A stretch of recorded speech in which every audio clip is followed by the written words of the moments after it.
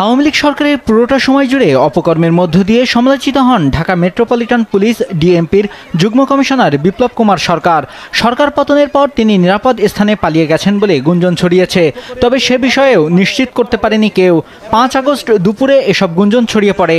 কোন ছাত্রের গায়ে একটি ফুলের টোকা। বিএনপির তৎকালীন সংসদ সদস্য জয়নুল আবেদিন ফারুককে লাথি মেরে ব্যাপক সমালোচনার মুখে পড়েন তিনি। এরপর থেকে পুলিশের বিভিন্ন দায়িত্ব পেয়ে থাকেন সে সময় মোহাম্মদপুর জোনের এসি বিপ্লব কুমার। তিনি পুলিশের বড় পদ পাওয়ার পর একের পর এক অপকর্মের মধ্য দিয়ে জনগণের বিরাজভাজন হন। নিরাপদ মানুষকে জিম্মি করে অর্থ আদায়ের অভিযোগ রয়েছে তার বিরুদ্ধে। আমি এখানে এখন যেতে পারবো কি পারবো না। ডিবির একটি সূত্র জানিয়েছে, শেখ হাসিনা দেশত্যাগের খবর জানার পর শাহবাগে লোকজনের সংখ্যা বাড়তে থাকে। এর আগে বিপ্লব দিনভর ডিবি কার্যালয়ে ছিলেন, কিন্তু শেখ হাসিনার দেশত্যাগের খবর পাওয়ার পর থেকে তাকে আর ডিবির কার্যালয়ে দেখা যায়নি। এরপর তিনি পালানোর চেষ্টা করেন, তবে তার পরনে বাহিনীর কোনো পোশাক ছিল না বলে সূত্রে জানা গেছে।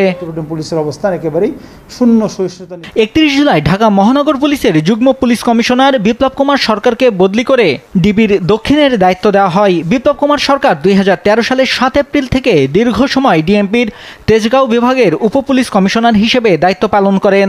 এরপর 2019 সালের 13 জুন রংপুরের পুলিশ সুপার পদে বদলি করা হয়। 2022 সালের 18 অক্টোবর বিপ্লব কুমারকে রংপুর থেকে ডিএমপির ডিসি পদে আবার ফিরিয়ে আনা হয়।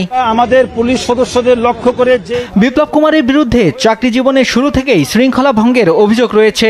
21তম বিসিএস ক্যাডারে চাকরি নেওয়া বিপ্লব সরকার ছিলেন ছাত্রলীগের জগন্নাথ হল শাখার সেক্রেটারি। পুলিশ বিভাগে চাকরি পাওয়ার পর 2003 সালের অক্টোবরে সারদায় ট্রেনিং করেই ডিবি ভিসা নিয়ে যুক্তরাষ্ট্রে চলে যান। 7 বছর যুক্তরাষ্ট্রে থেকে আওয়ামী লীগ ক্ষমতায় আসার পর 2009 সালের ফেব্রুয়ারিতে দেশে আসেন। পুলিশের তথ্যমতে এ সময় তিনি ছিলেন ফেরারি। কোনো প্রকার অনুমতি ছাড়াই দীর্ঘদিন কর্মস্থলে না থাকায় তার বিরুদ্ধে জিডিও করা হয়। দীর্ঘ 7 বছর অনুপস্থিত থেকে দেশে ফিরে রহস্যজনকভাবে পুনরায় চাকরি ফিরে পান তিনি। অজ্ঞাত কারণে প্রশাসন তার বিরুদ্ধে কোনো ব্যবস্থা গ্রহণ করেনি। সে সময় তাকে বিশেষ অ্যাসাইনমেন্ট দিয়ে রাজধানীর মোহাম্মদপুর জোনে বদলি করা হয়।